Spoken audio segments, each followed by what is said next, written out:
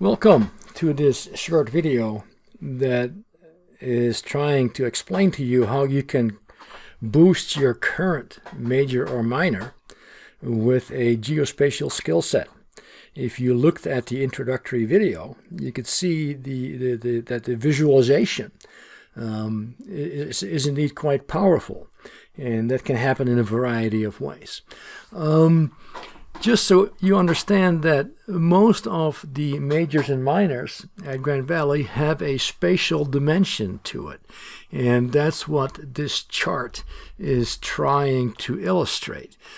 Just for introductory sake, geography has a very much a physical geography side to it, and then a human geography as well. And then we have the critical spatial interface where, the physical realities interact with the human realities. And then the geospatial skill set really comes in through the modeling that geography is able to do. This modeling has always existed, except it was too slow, too expensive, and too impractical. Now, because of computers, we can truly model almost in real time, and I think I have some follow-up videos here that will illustrate that, what's going on in the real world, and come up with tangible information. So it is this technology apply to any discipline, and there are spatial realities, even the ones that you haven't thought about, that exist. That if you have this skill set, either through GIS and or remote sensing, or even through urban and regional planning, that I think your options of landing a job are going to be greatly enhanced.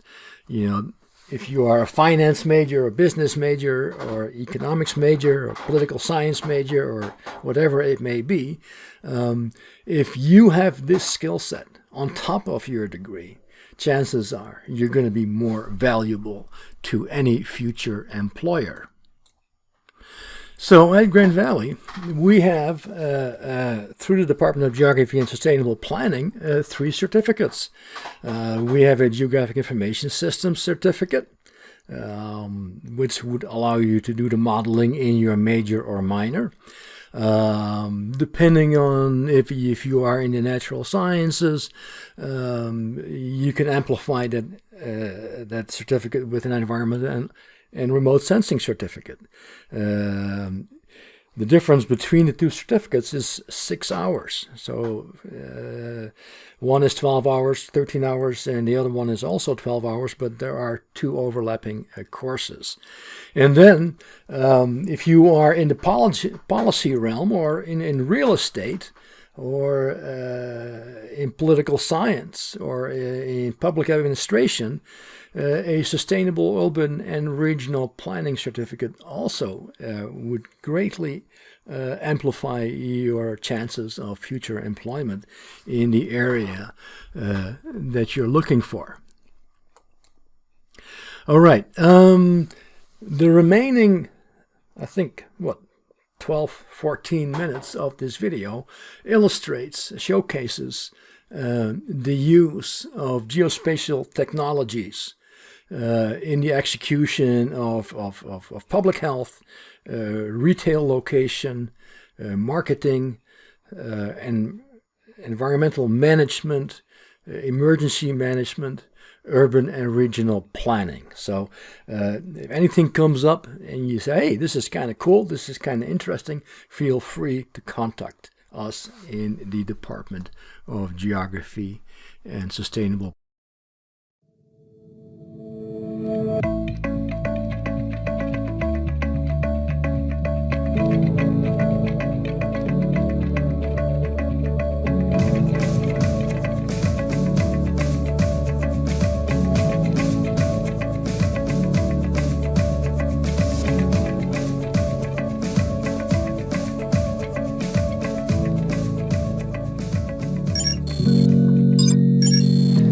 Jillian Elder. I'm the director of our Enterprise Location Intelligence team at Walgreens.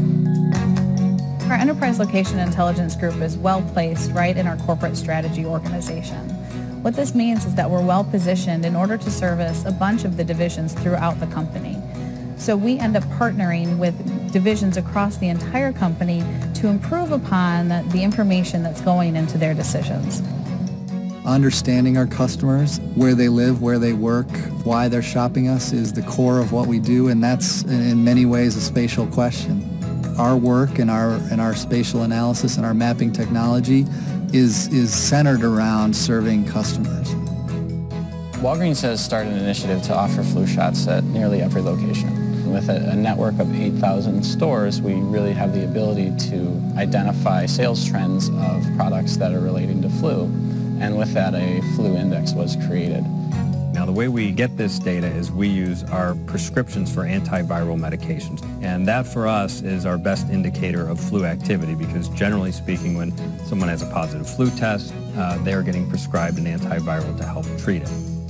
When we combine that in with our mapping applications, we were able to, before the CDC could report on it, understand where flu was happening throughout the country. It was very important for us to have a simple mapping platform that would illustrate what we were showing in the flu index each week. What the CDC does is their data is reported on a 2-week lag, whereas inside of a week we're able to turn around data. So I think that, that really helped us in terms of the credibility of the flu index because ours was closer to real time, and I think that was very important. What we've been able to do is show people how important having that spatial lens on our information and on our analytics is. Walgreens is a 24-hour company. That means we need to be able to provide data on any device at any time, anywhere. So many of the important decisions that we make within our company are based on location, where stores are going to be, how we want to merchandise those stores in terms of the items we want to have in those stores. And all of that is really driven by the WallMap tool that we have. WallMap allows us to provide spatial solutions to people that aren't experts in GIS. So we were able to deploy solutions that are much more user-friendly and easy to learn. We made it broad-based so all of our data is there and very easy to turn layers on and off and to have some basic dashboarding so that anybody here at the company can consume Walgreens information in a map format. Mergers and Acquisitions uses WallMap on a daily basis. Each of our managers are responsible for territories across the country, and they use WallMap to identify competitor locations. We look at distances, we look at population of certain Walgreens trade areas, we look at demographic information and how that could play into the business retention that we expect when we purchase pharmacies. For our users that go out into the field, we needed WallMap Pro Mobile. And what that really does is allow people to use any sort of mobile device when they're out in the field so that they can look at data about our stores right there. Now we can actually have a tablet that follows us as you go, the map pans as you move, and I can go ahead and take inked notes against an area. Cities today face major challenges in meeting sustainability goals, housing equity, and climate change resiliency. Meanwhile, the contemporary planning process is often viewed as a complicated and fragmented workflow. City planners, architecture firms, and city officials often use disparate, unorganized, and time-consuming workflows. Information is not synced across planners, developers, and city leaders, causing the urban planning process to take a lot more time, effort, and money. And unfortunately, these workflows are often limited to 2D maps, lacking the ability to visualize and understand the city at the street level, which can help make smarter planning decisions. That's why Esri has created a 3D web application that streamlines all these workflows for a more efficient urban planning process. ArcGIS Urban is a 3D web experience that orchestrates urban development and planning workflows by streamlining the creation and sharing of land use and zoning plans alongside the review of proposed development projects. This helps all organizations involved in the planning lifecycle to coordinate efforts more efficiently using ArcGIS Urban's single city-wide view. By distinguishing projects by size, type, and even development status, Esri's Smart City Planning tool makes it easier to track building development and infrastructure. Planners can see where projects are, understand the proposal in its spatial context, and explore important indicators related to environmental constraints. ArcGIS Urban can support your local regulations, enabling planners to author land use and zoning scenarios in a 3D context and provide downstream reporting for key capacity metrics like household units, trip generation, parking, and emissions. ArcGIS Urban provides an interactive overview to coordinate the planning process, improving data consistency and the organization of planning teams. Planners can easily move traditional policymaking towards a more analytical and scenario-driven process, share and review incoming development proposals with stakeholders and the community for valuable feedback, and measure performance indicators citywide, accounting for individual plans and projects. ArcGIS Urban helps organize city and regional planning initiatives for a more holistic urban planning process, so that planning teams can streamline collaboration with local developer and architecture firms and deliver community engagement by providing a way for citizens to review and comment on plans and projects over the web. Become more proactive and less reactive in your planning process. Simplify project collaboration across Group is the leading national retail-only real estate service provider in the United States. Our services include tenant representation, leasing, project management, and investment property sales. As an organization, we've really focused on providing the best local market knowledge to our clients. We've created an information architecture that really is second to none. Our clients are making multi-million-dollar decisions. We must provide them accurate information in order for them to make the best decisions. Our customers are retail customers, and if they're off by an inch, they're off by a mile. You make a mistake, you're dead.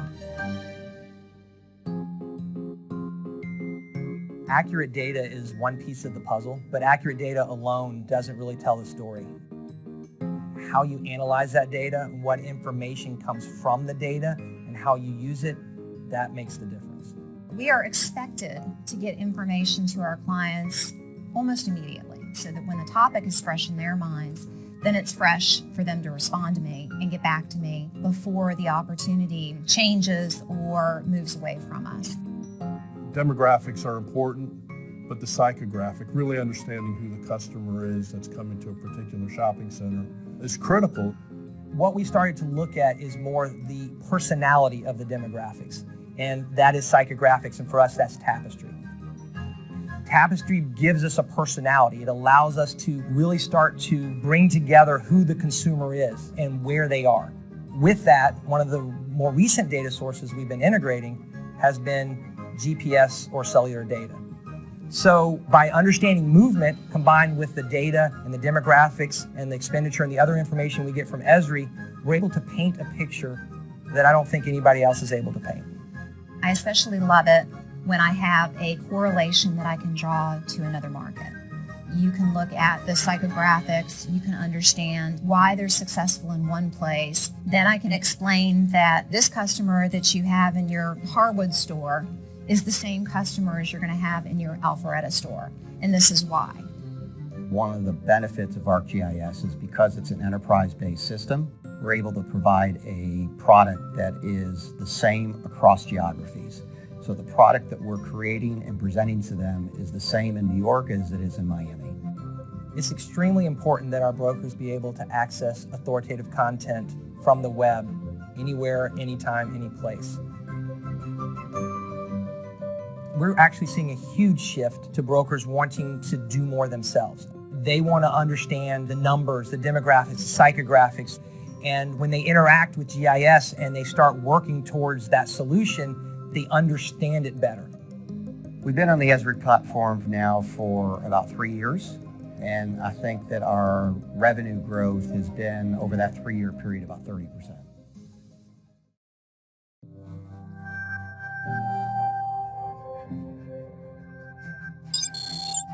My name is Dan Bout, and I serve as the Assistant Director for Response at the California Governor's Office of Emergency Services. Cal OES is responsible for all disasters that occur in California that exceed the locals' abilities to respond to them. Far and away, the biggest challenge we have as it relates to data in an incident is synthesizing data into information that's useful. So there's a huge potential for miscommunication. And as you get more and more data feeds, that becomes a more and more salient issue. Here is the latest on the breaking news we're following out of Northern California. A strong earthquake Parts of Napa got hit hard, hammered by this quake early this morning. One example. The Napa earthquake truly showed us the power of visualizing information. The ability that we had at that time to create flat maps in a not so speedy way kind of showed a gap that we had in our ability to really visualize the information and get it out in a fast manner. You know, the people on the ground, they need the tools so that problems can be solved during activation, so resources can be deployed timely and effectively. So during the Napa earthquake, the decision was made to bring Esri in to kind of show us what is possible, you know, what capabilities they have. That was actually, I think, probably one of those key use cases for moving to a digital map. The ability to start seeing water leaks in real time and like, okay, when did that happen? 3 minutes ago. That is something that you couldn't do with a paper map. We went from, at best, 5% of online products to 95%. And that actually happened in about, say, 6 or 9 months of the Napa earthquake. Now you have all the current data that's available, and it may change as you're looking at it, and it's real time. You're looking at what's happening now, not what happened 12 hours ago. What they showed us that day during Napa earthquake was a story map. It's interactive. It allows us to take a look at the shake map, take a look at the shelters, take a look at whatever information that we're discussing. This allows us to be able to really give the decision makers what they need. GIS changed the way we do business. We now have the go-to products. We know that this is what we need to do as a requirement. So that would be part of our common operational picture. During the fires was the first time we really used the dashboards this year, and we were able to provide a visual of acreage burn, current damage assessments. The dashboard provides that snapshot that saves time. You know, instead of somebody stopping in the middle of an operation to brief someone, they can just walk in, look at the wall, and see exactly what they want to see. One of the areas that I think we're deliberately going to move to is taking a tool like our GIS mapping capability and using that as a mitigation tool. Where I see us going is to get hooked up to every single county statewide. So when an event happens, we flip the switch on and absorb their data. And then I can just visualize. The bottom line in emergency management is we are going to be successful. There's not a lot of trying involved. You have to make it work because it's people's lives, it's families, it's their property. I mean, it's the things that are most core to our identity and to who we see ourselves as a nation. The technology is there, and we know that it's available, and we leverage to the best of our abilities. It's my dream come true. I mean, it's great.